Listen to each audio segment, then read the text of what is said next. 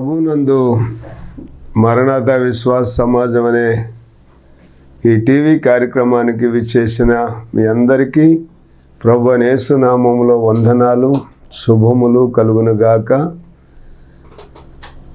దేవుడు మిమ్ములను మీ కుటుంబాలను దీవించునుగాక.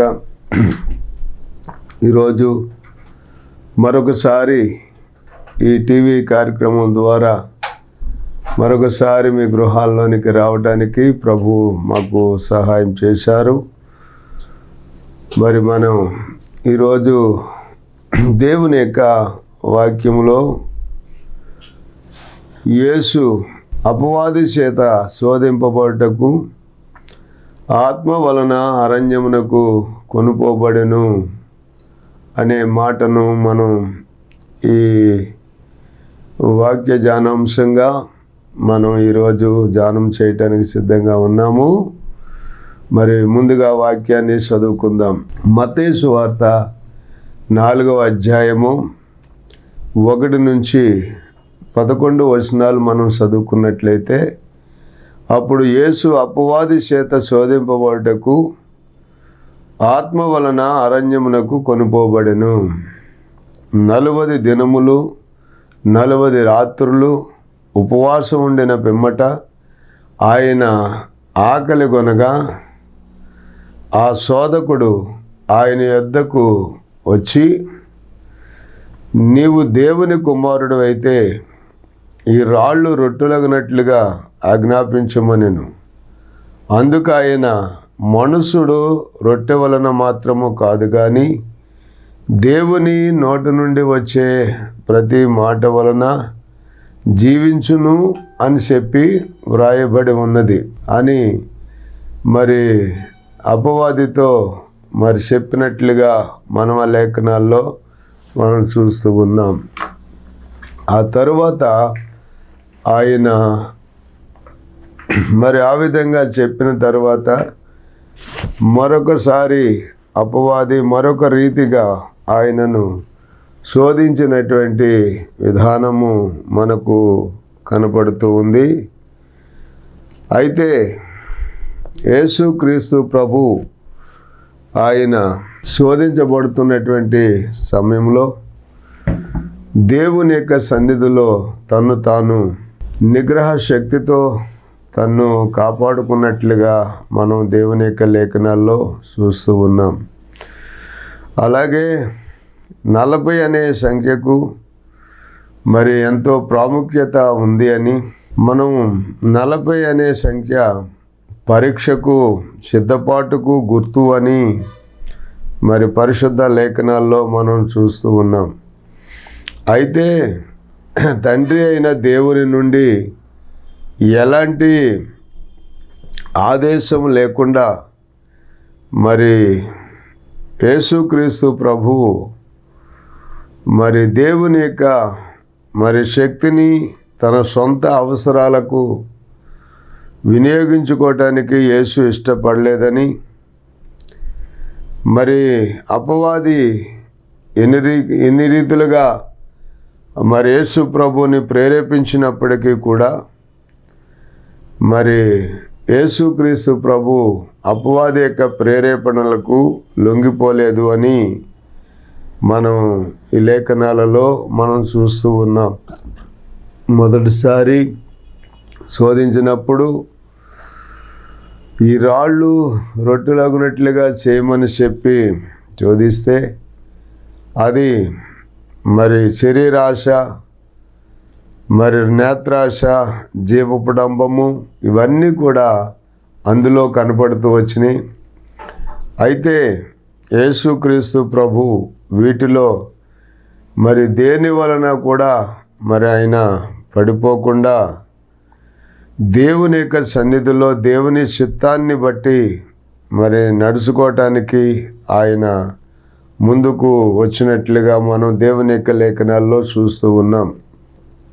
అదేవిధంగా మరి మనుషులందరికీ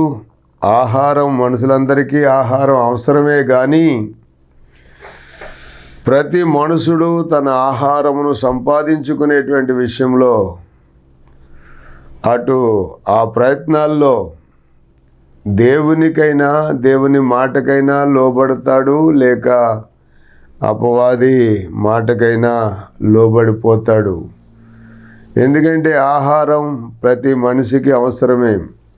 అయితే దేవుని చిత్తానుసారంగా జీవించాలి అనుకునేటువంటి మనిషికి మరి దేవుని నోటి నుండి వచ్చే ప్రతి మాట వలన మరి ఆ మనుషుడు జీవిస్తాడు అని చెప్పి యేసు ప్రభు చెప్పినట్లుగా ఈ లేఖనాలలో మనం చూస్తే యోహాను సువార్త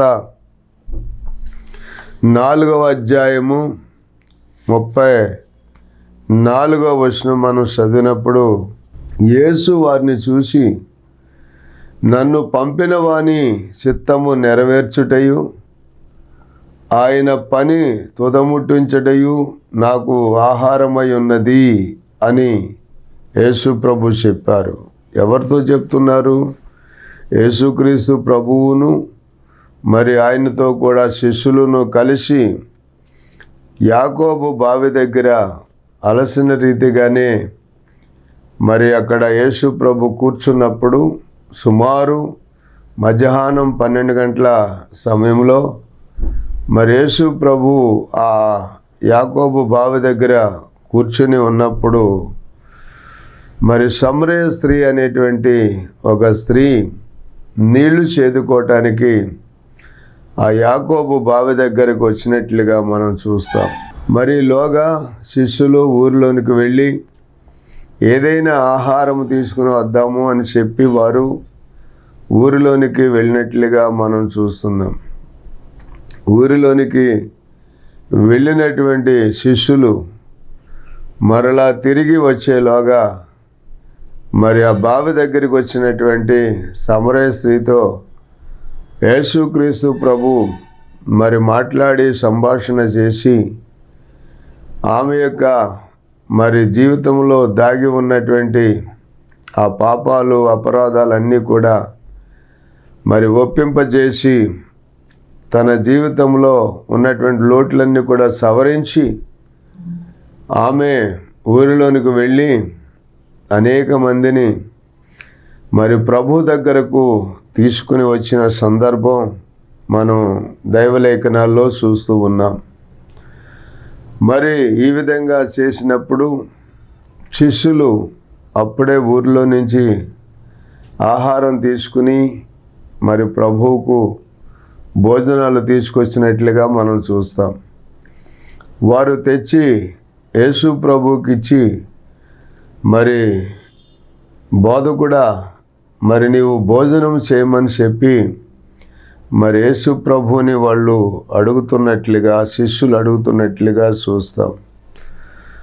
అయితే యేసు ప్రభు అన్న మాట ఏంటంటే, నన్ను పంపిన వాని చిత్తము నెరవేర్చుటయు ఆయన పని తుదముట్టించుటయు నాకు ఆహారమై ఉన్నదని ఆయన సమాధానము జవాబు చెప్పారు.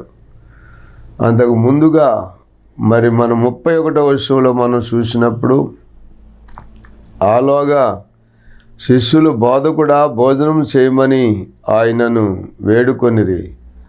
అందుకు ఆయన భుజించుటకు మీకు తెలియని ఆహారము నాకు ఉన్నదని వారితో చెప్పగా, శిష్యులు ఆయన భుజించుటకు ఎవడైనను ఏమైనా తెచ్చనేమో అని మరి ఒకరితో ఒకడు చెప్పుకున్నారని చెప్పి మనం చూస్తాం.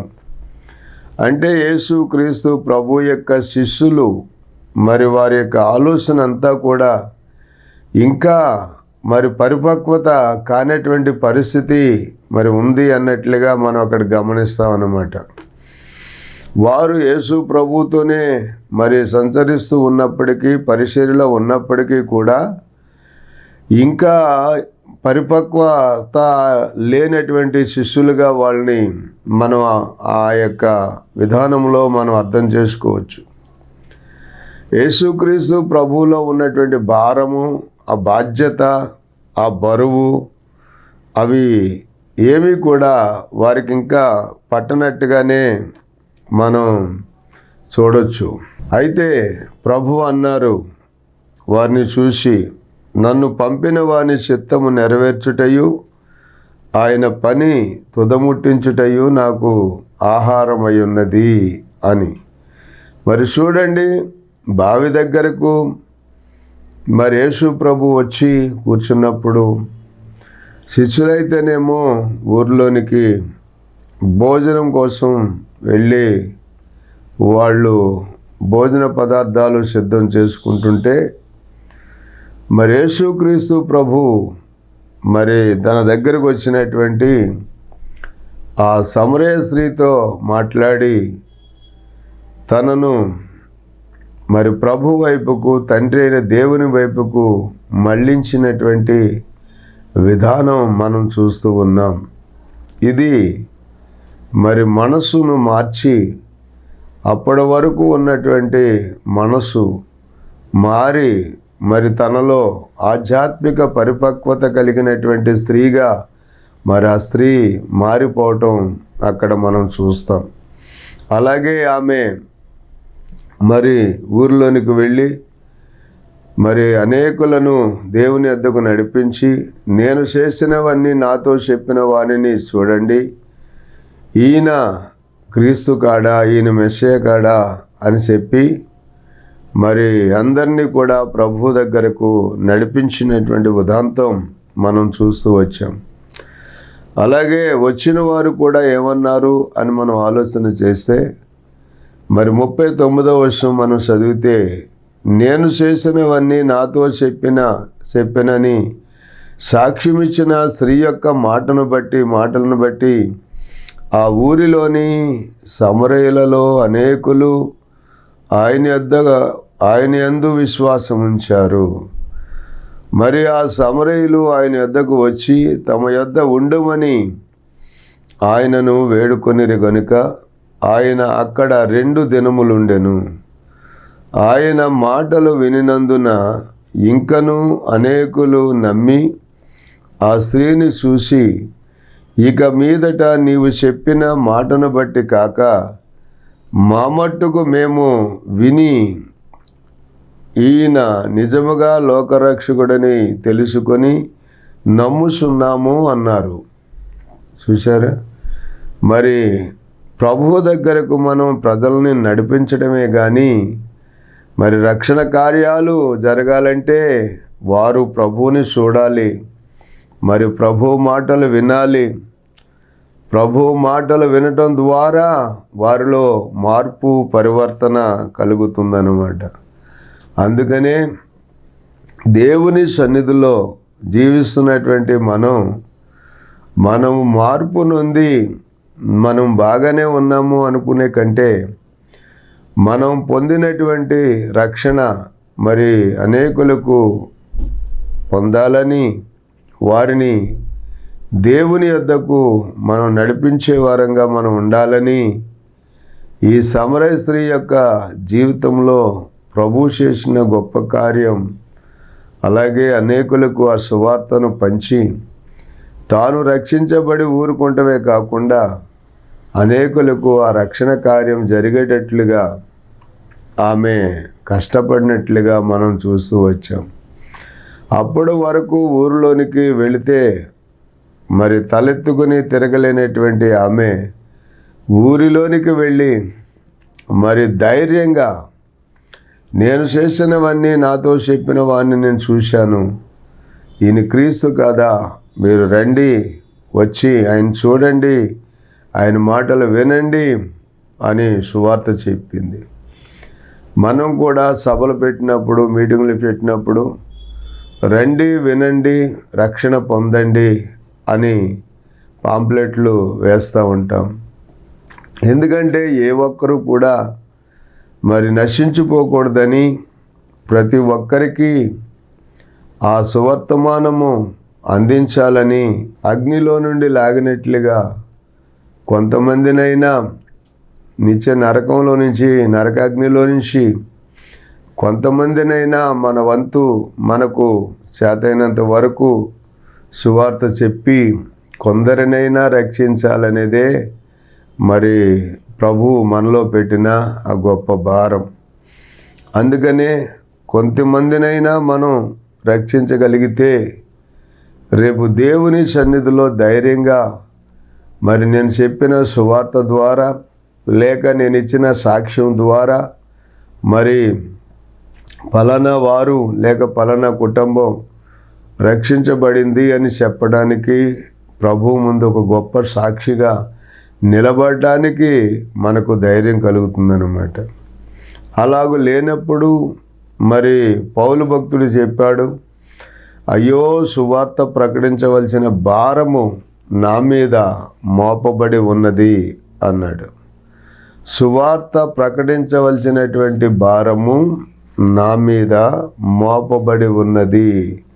1 కొరింథీ పత్రిక మరి 9వ అధ్యాయము 16వ వచనం మనం చదివితే, అయ్యో సువార్త ప్రకటించని ఎడల నాకు శ్రమ అన్నాడు. నేను మరి సువార్త ప్రకటించుచున్నాను, నాకు మరి అతిశయ కారణం లేదు. సువార్త ప్రకటించవలసిన భారము నా మీద మోపబడి ఉన్నది. అయ్యో నేను సువార్తను ప్రకటింపకపోయిన ఎడల నాకు శ్రమ అన్నాడు. ఒకవేళ నేను ఇది ఇష్టపడి చేసిన ఎడల నాకు జీతము దొరుకును, ఇష్టపడకపోయినను గృహ నిర్వాహకత్వము నాకు అప్పగింపబడిను. అట్లయితే నాకు జీతమేముంటుంది? నేను సువార్త ప్రకటించినప్పుడు సువార్త మరి అందు నాకున్న అధికారమును పూర్ణంగా మరి వినియోగించుకోనకుండా సువార్త ఉచితముగా ప్రకటించుటయే నా జీతము అన్నాడు. మనం సువార్త ప్రకటించకపోయినా మనం రక్షించబడి ఉంటే మన గృహ నిర్వాహకత్వం లభిస్తుంది, కానీ మరి దేవుని దగ్గర నుంచి బహుమతులు మనకేమీ లభించవు. మనం పడినటువంటి ప్రయాసకు తగిన బహుమతి మనకు లభించాలి అంటే మనము రక్షించబడి మరి అనేకులను రక్షణ మార్గములోనికి మనం నడిపిస్తే దానికి తగిన బహుమానం, దానికి తగిన జీతము మనం పొందుకుంటాం. మరి అలాగనే ఈ విధంగా మనం చూస్తే మరి టీవీ ఛానల్స్ వారు ప్రకటిస్తున్న సువార్త, టీవీ ఛానల్స్ ద్వారా మరి మీ గృహాల్లోనికి సువార్త మరి మోసుకొని వస్తున్న మేము మరి ఆ విధంగా అనేకులకు రక్షణ సందేశాన్ని ప్రకటిస్తూ ఉన్నప్పుడు యేసుక్రీస్తు ప్రభు మీకు తగిన గొప్ప రక్షణ కార్యాలు జరిగిస్తున్నప్పుడు అనేకులు రక్షించబడితే అదే మాకు ఉచితంగా మేము ప్రకటించటం, దానికోసమే మేము ప్రయాసపడతామని మరి దేవుని యొక్క లేఖనం ద్వారా పౌలు భక్తుడు మాట్లాడుతూ ఉన్నారు. రెండవదిగా మనం గమనించినట్లయితే యోహాను సువార్త 5వ అధ్యాయము 30వ వచనం మనం చదివినప్పుడు, నా అంతట నేనే ఏమీ చేయలేను, నేను వినున్నట్లుగా తీర్పు తీర్చుచున్నాను, నన్ను పంపిన వాని చిత్త ప్రకారమే చేయగోరుదును, కానీ నా ఇష్ట ప్రకారము నేను చేయగోరను గనుక నా తీర్పు న్యాయమే అని చెప్పి యేసు ప్రభు చెబుతూ ఉన్నారు. ఎందుకనంటే మరి అపవాది వచ్చి ఏం చెప్తున్నాడు? ఈ రాళ్ళు రొట్టెలగునట్లుగా ఆజ్ఞాపించుము అని చెప్పి అన్నప్పుడు, నాకు ఆ అధికారం ఉన్నది, నా తండ్రి నాకు అధికారం ఇచ్చారు, నేను అంటే జరుగుతుంది అనేటువంటి ఉద్దేశంతో మరి కుమారుడైనటువంటి క్రీస్తు మరి కుమారుడు అయినప్పటికీ కూడా ఆయన అలాగున మరి ఆజ్ఞాపించలేదు. ఎందుకనంటే మరి ఇక్కడ చెప్తున్నాడు కదా, నా అంతట నేనే ఏమీ చేయలేను, నేను వినున్నట్లుగా తీర్పు తీర్చుచున్నాను, మరి నన్ను పంపిన వాని చిత్త ప్రకారమే నేను చేయగోరుదును, కానీ నా ఇష్ట ప్రకారము చేయగోరను అని చెప్పి యేసు ప్రభు చెప్తున్నారు. కాబట్టి తండ్రి చిత్తాన్ని నెరవేర్చడానికే ప్రభువు ఈ లోకానికి వచ్చారు కనుక తండ్రి యొక్క చిత్తాన్ని మరి బట్టి ముందుకు నడుచుకుంటున్నారు కనుక మరి మనం కూడా తండ్రి చిత్తాన్ని నెరవేర్చుటకు మనం వచ్చినట్లయితే మరి దేవుని యొక్క వాక్య ప్రకారముగా తండ్రి చిత్తం మనలో నెరవేరుతున్నట్లయితే అది తండ్రికి ఇష్టమైనటువంటి కార్యం అన్నమాట. మరి అదేవిధంగా మనం చూస్తే హెబ్రీ పత్రిక 10వ అధ్యాయము 5వ వచనం దగ్గర నుంచి మనం చదివినప్పుడు, కాబట్టి ఆయన లోకమందు ప్రవేశించినప్పుడు ఇలాగూ చెప్పుచున్నాడు. ఎవరు? యేసు ప్రభుని గూర్చి మరి రాసిన మాటలు. బలియు అర్పణయు నీవు కోరలేదు కానీ నాకొక శరీరమును అమర్చితివి. పూర్ణ హోమములను పాప పరిహారార్థ బలులను నీకు ఇష్టమైనవి కావు. అప్పుడు నేను గ్రంథపు చుట్టలో నన్ను గూర్చి వ్రాయబడిన ప్రకారము దేవాని చిత్తము నెరవేర్చుటకు ఇదిగో నేను వచ్చి ఉన్నాను అంటేని. చూసారా? మరి ఆ శరీరము తండ్రి అయినటువంటి దేవుడు కుమారుడైనటువంటి క్రీస్తునకు శరీరాన్ని అమర్చాడని చెప్పి రాయబడి ఉంది. ఏ శరీరము అని మనం ఆలోచన చేస్తే రోమాపత్రిక 8వ అధ్యాయము 3వ వచనం దగ్గర నుంచి మనం చదివినప్పుడు, శరీరమును అనుసరింపక ఆత్మను అనుసరించియే నడుచుకొను మనయందు ధర్మశాస్త్ర సంబంధమైన నీతి విధి నెరవేర్చబడవలనని పాప పరిహారము నిమిత్తము దేవుడు తన సొంత కుమారుని పాప శరీరాకారముతో పంపి ఆయన శరీరమందు పాపమునకు శిక్ష విధించెను. దేవుని స్తోత్రం. మరి యేసుక్రీస్తు ప్రభుని లోకములోకి పంపించినప్పుడు ఆయన మరి బలియు అర్పణయు కోరలేదు కానీ నీవు నాకు ఒక శరీరమును అమర్చితివి అన్నాడు. ఆ శరీరము ఏ శరీరం అంటే ఇదిగో ఇక్కడ రోమా పత్రికలో మనం చూస్తూ ఉన్నాం. ఆయన మరి తన సొంత కుమారుని పాప శరీరాకారముతో పంపి ఆయన శరీరమందు పాపమునకు శిక్ష విధించెను.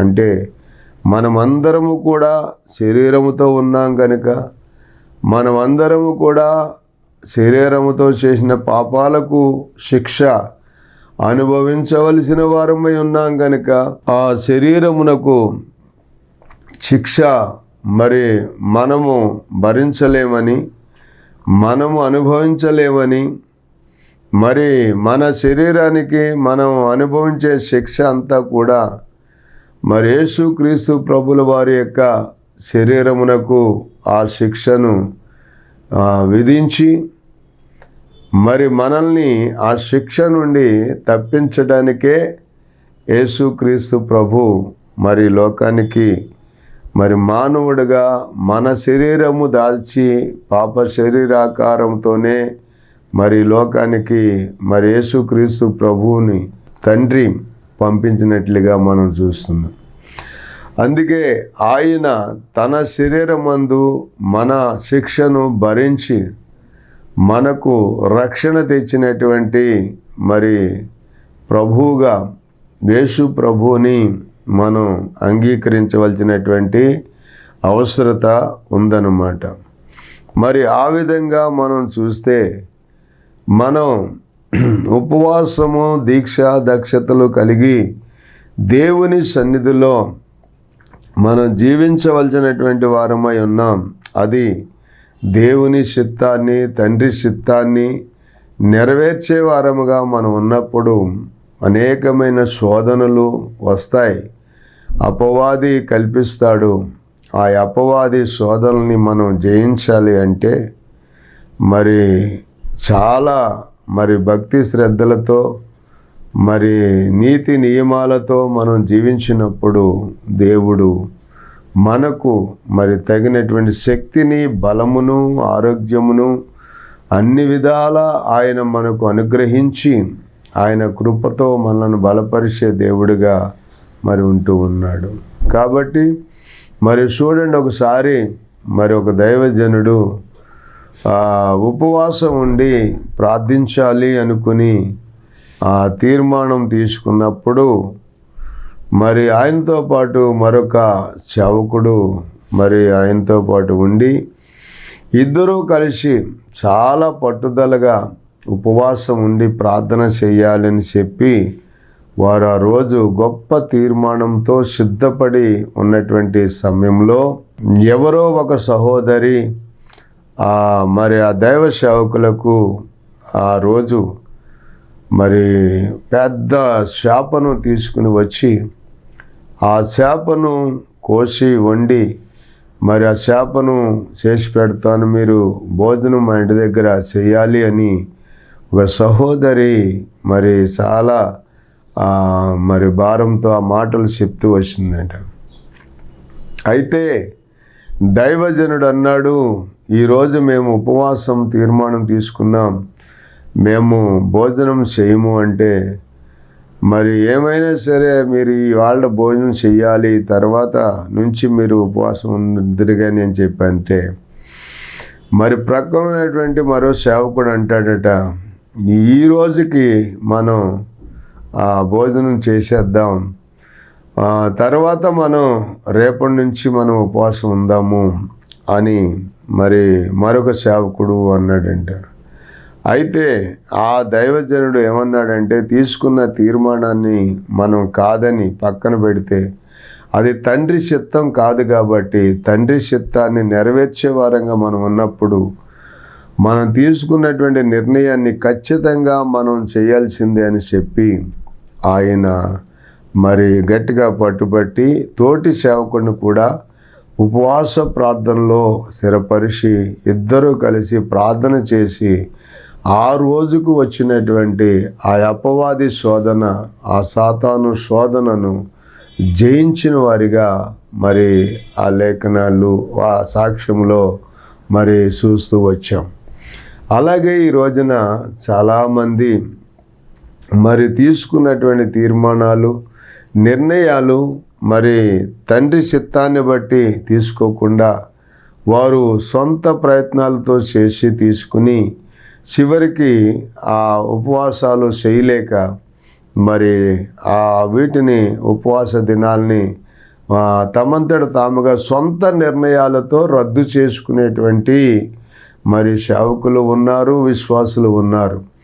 అలా కాకుండా మరి దేవుని యొక్క కృపను బట్టి మనం మరి యేసుక్రీస్తు ప్రభువలే మరి 40 దినాలు మరి ఉపవాసం ఉండి ప్రార్థన చెయ్యాలి అనుకునే తీర్మానం తీసుకుంటే ఆ తీర్మానానికి తగినట్లుగానే మరి ఉపవాసం ఉండి ప్రార్థన చేస్తే తగినటువంటి శక్తిని, బలమును మరి మనం పొందుకుంటాం. కాబట్టి ఆ విధంగా ఉపవాసం ఉండి యేసు ప్రభు వలె ప్రతి శోధనను జయించి మరి ఆత్మబలముతో తిరిగి గలిలయకు వచ్చి అక్కడ దేవుని వాక్యాన్ని యేసుక్రీస్తు ప్రభుల వారు బోధించారు అని దేవుని వాక్యంలో మనం చూస్తూ ఉన్నాం.